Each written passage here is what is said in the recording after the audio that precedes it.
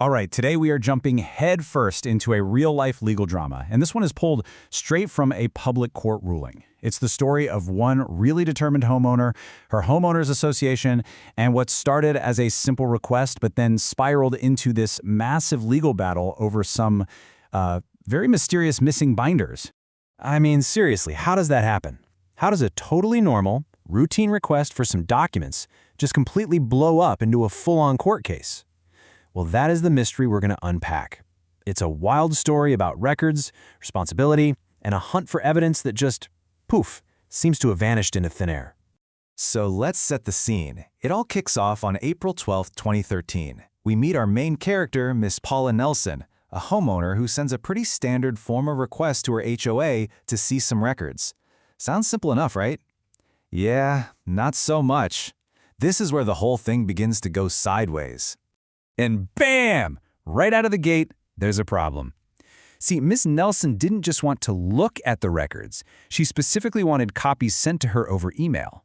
The HOA, on the other hand, comes back and says, sure, you can see them, but you have to come down to our office. This one tiny difference, how they each interpret the word available, well, it becomes the crack that breaks this whole case wide open.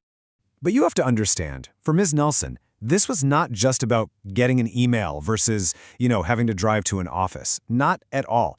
She was absolutely convinced that the HOA's resistance was a sign they were hiding something big, and it was all tied to this huge roofing project happening in her community. And you can feel just how certain she was right here in her testimony. Ms. Nelson says, point blank, that she had proof, actual documentation from the association that they paid this guy, a Mr. Minor, to create these super detailed binders about the roofing project. For her, these binders were the smoking gun. So what was she actually after? Well, her list had all sorts of stuff. Vendor histories, letters with the lawyers, even photos of her own roof. But the real prize, the holy grail of the center of this whole thing, was what she called Mr. Minor's binders. She was convinced they held the key to everything. Okay, so let's flip the script. What was the HOA's side of the story? Well, they didn't see themselves as hiding a thing. As far as they were concerned, they were just following the law. And their entire defense really hinged on the legal meaning of one simple word, available. And this is the law right here. The Arizona statute says records have to be made reasonably available for examination. Now notice what it doesn't say. It doesn't say the HOA has to email them or copy them or give them to you in whatever format you want.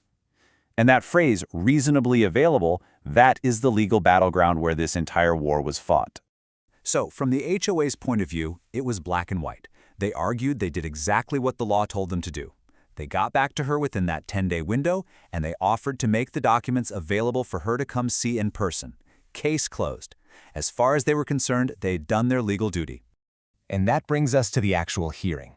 So, to figure out who's right, the judge has to rely on sworn testimony from witnesses.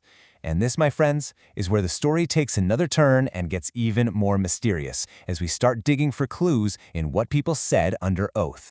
The main event, the star witness, was a guy named Robert Timmons.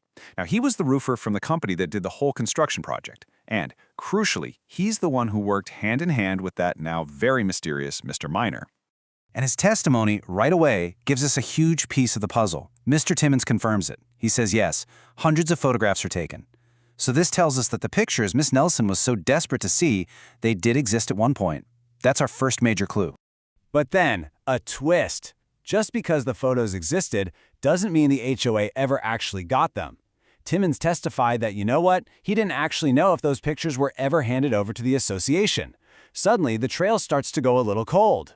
And then he drops this bombshell. According to the roofer, a lot of the project records were given straight to Mr. Minor. But Timmons hadn't seen any of those records since Mr. Minor, and I'm quoting here, disappeared. Just like that. The man who made the binders and the binders themselves, they're just gone. So what do you do now? You've got a key player who's vanished, and the key evidence is missing in action. How on earth can a judge make a ruling? Well, this brings us to the climax of the story, the final decision. And it all boils down to a really basic legal idea. And that idea is called the burden of proof. In a case like this, the person who's making the accusation, that's Miss Nelson, it's her job to prove her claim. She has to convince the judge that her story is more likely true than not. She has to show that the HOA probably has the documents and is illegally hiding them. And this right here, this is the absolute core of the judge's thinking. Yes, Ms. Nelson proved the HOA paid Mr. Minor to make the binders. But, and this is the crucial part, the judge basically said that's not the same thing as proving the HOA ever actually had the binders. There's a huge gap in the chain of evidence. In the judge's own words, there was no credible evidence that the specific binders Miss Nelson was looking for were ever in the association's possession. She just couldn't prove they were hiding something because she couldn't prove they even had it in the first place.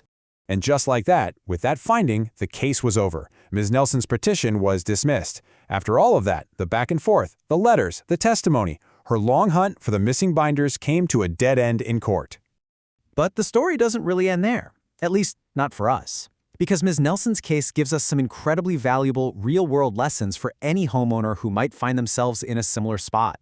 So what are the big takeaways here? So, what did we learn? First off, know your state's laws inside and out. They are the rulebook. Second, remember that reasonably available might just mean an in-person visit, not an email with an attachment. That was the very first snag here. Third, and this is huge, the burden of proof is on you. You're the one who has to prove your case. And finally, the tough lesson Ms. Nelson learned. Proving an HOA paid for something is not the same as proving they actually have it. And all of this leaves us with one last really interesting question. The whole case of the missing binders highlights this weird gray area. If crucial records are created and they're paid for by homeowners, but then they just disappear before they're ever delivered, who is ultimately responsible for the truth? It's definitely something to think about.